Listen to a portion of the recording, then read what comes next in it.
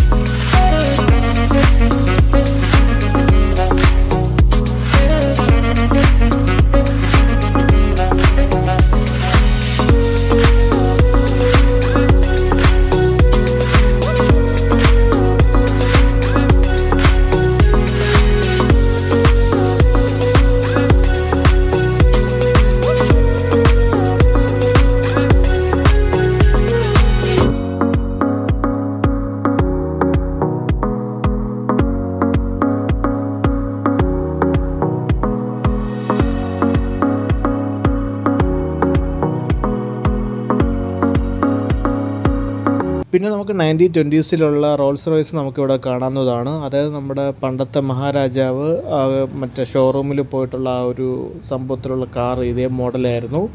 ആ കാർ നമുക്കിവിടെ നിന്ന് കാണാവുന്നതാണ്.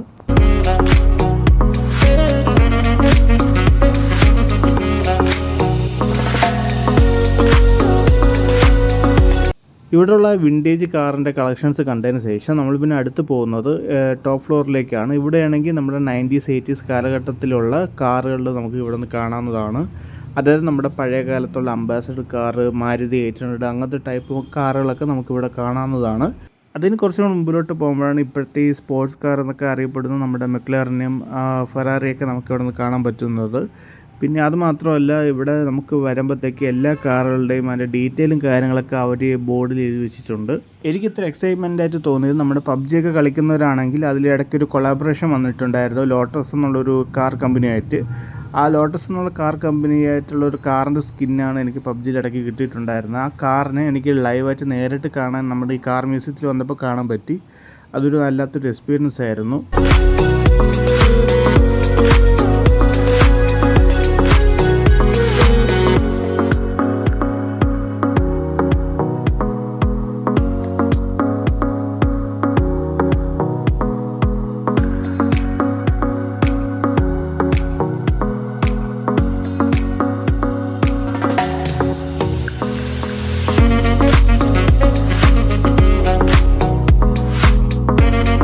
ഇവിടുത്തെ കാർ സെക്ഷൻ കഴിഞ്ഞിട്ട് നമ്മളിനി അടുത്ത് പോകുന്ന സ്പോർട്സ് കാറിൻ്റെ ആ ഒരു മേഖലയിലേക്കാണ്. ഇവിടെ നമ്മൾ ചെന്ന് കയറുമ്പോൾ തന്നെ ഫസ്റ്റ് നമുക്കൊരു കിടിലം ആ ഒരു സ്പോർട്സ് കാർ കാണാം. ഇതിൻ്റെ തൊട്ടടുത്ത് തന്നെ നമ്മുടെ മെക്ലാറിൻ്റെ ഒരു വണ്ടി കാണാം.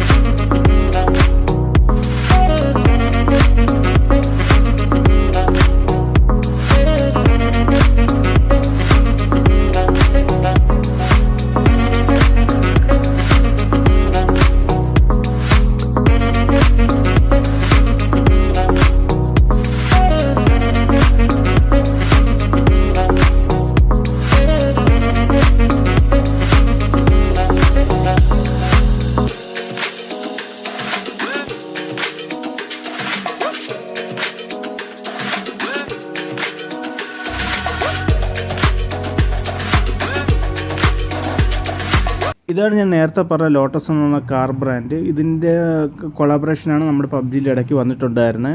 അതുകൊണ്ട് ഞാൻ ഇതിൻ്റെ കൂടെ നിന്ന് ഫോട്ടോസും വീഡിയോസൊക്കെ എടുത്തിട്ടുണ്ടായിരുന്നു. അതിൻ്റെ ഫോട്ടോസൊക്കെ നമ്മൾ ഇൻസ്റ്റാഗ്രാമിൽ അപ്ലോഡ് ചെയ്തിട്ടുണ്ട്. അപ്പോൾ ഇൻസ്റ്റാഗ്രാമും കൂടെ നിങ്ങൾ ചെക്കൗട്ട് ചെയ്യുക. അപ്പം ഇതൊക്കെയാണ് നമ്മുടെ കോയമ്പത്തൂരുള്ള കാർ മ്യൂസിയത്തിൻ്റെ അവിടുത്തെ പ്രധാന കാഴ്ചകൾ. അപ്പം എല്ലാവരും കോയമ്പത്തൂർ വരികയാണെങ്കിൽ ഈ കാർ മ്യൂസിയം കൂടെ വന്ന് വിസിറ്റ് ചെയ്യാൻ നോക്കുക.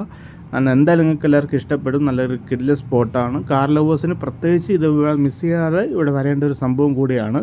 അപ്പോൾ എല്ലാവർക്കും ഈ വീഡിയോ ഇഷ്ടപ്പെട്ടെന്ന് കരുതുന്നു. നമുക്ക് പിന്നെ അടുത്ത വീഡിയോ കാണാം.